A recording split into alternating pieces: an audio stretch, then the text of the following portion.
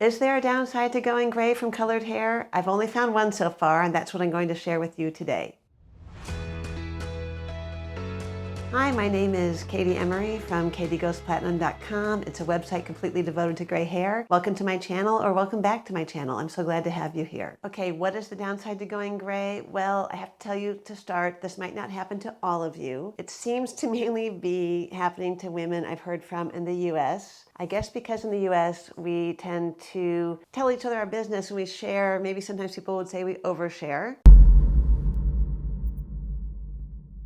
So the way these conversations usually go is you see a bunch of people you haven't seen in a long time and they tell you they love your gray hair. So of course that's great. Who doesn't like to hear that? Especially after some of us had very long transitions to get to this color and it wasn't always a pretty process. So it's nice to get that kind of validation. And I kind of wish that's where it would end. The second phase of the conversation happens, and this part of the conversation usually goes like, "You are so brave, I could never do that." Well, I'm not rescuing babies from a burning hospital, I just let my hair go gray. Of course, it is somewhat brave to do this in the kind of culture we live in, but still, it's a little awkward because you never know how to respond to that. "I'm too young to go gray, but it looks great on you." Lady, you're the same age as me, or maybe older, which is almost always the case. "I could never do it. I care too much about how I look." Okay, I guess I don't care about how I look. Thank you. "Your gray hair is beautiful, but mine is ugly. I just can never do it." Which is fine. I'm not telling you to do it, but it's also not true. There is no way you can tell what your gray hair will look like until all of the dye is cut off. And I'll show some pictures up here so I can show you the beginning and end of my transition. As you can tell from the beginning photo, I thought my hair was going to come in really spotty and drab and 5 different colors, but actually it came in pretty good. I like it. So that's not a true statement. And also, I'm not here to convince anybody. This is the main problem with these kinds of conversations is your hair kind of becomes a symbol to people and they feel defensive and they have to start explaining their choices. Now, the thing that drives us all a little bit crazy about these kinds of conversations is I'm just here to have a good time. I just want to talk to my friends and relate to them like I always did. But oftentimes my hair will become the main focus of conversation for a large chunk of the evening. And sometimes if I'm really unlucky, and I know this has happened to many of you because I've heard from you, the conversation will take on a life of its own where I'm a bystander to everybody talking about how much they don't like gray hair or why they would never do it. And then that becomes kind of awkward. Because listen, most of us aren't here to evangelize about going gray.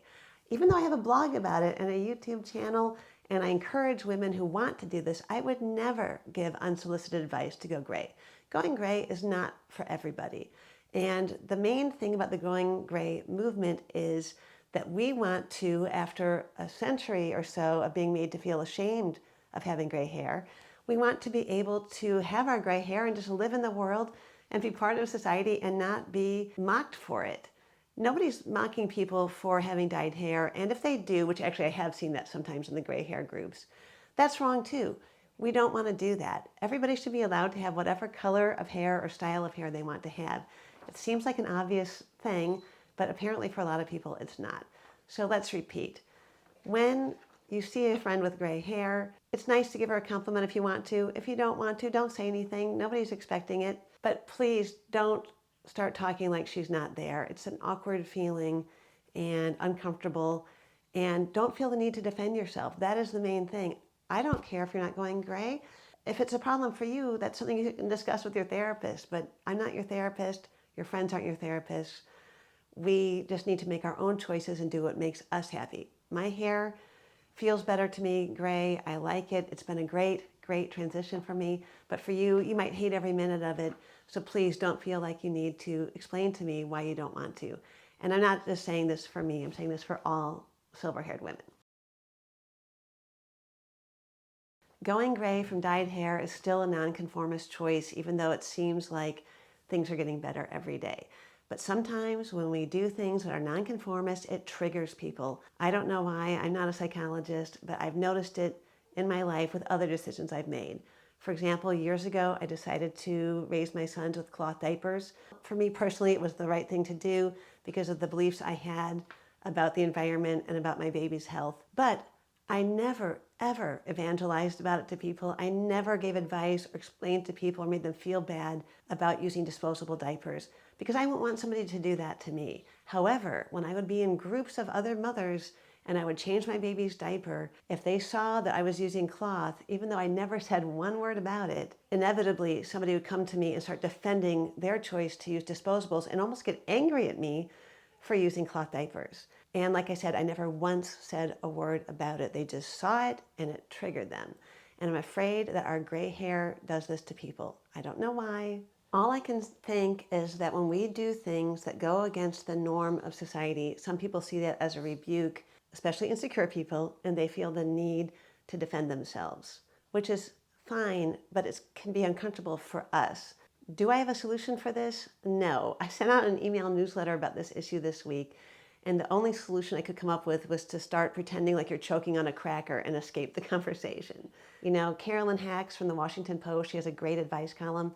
She always says the best answer to a very rude statement is to say, wow, and then just walk away. So next time somebody says to you, I care about my looks too much to go gray, I want you to try that. Just say, wow, and then walk away. So just to sum up, even if we never say one word to our friends, acquaintances, coworker about going gray or why we chose to go gray, a number of them will see it as a rebuke and a slap in the face about their choices, and they're going to immediately go into defensive mode. There's not a whole lot we can do about it. So aside from those two solutions I gave you, all I can come up with is exit the conversation. Have these kind of things happen to you? I would like to hear from you in the comment section, and also please tell me what country you're from, because like I said, it seems to mainly be happening to my silver sisters in the USA. I know my readers in the UK say this is much more unusual for them. So please let me know in the comments below. If you found this video at all helpful, I'd really appreciate it if you gave me a like and a subscribe. Thanks so much for joining me today.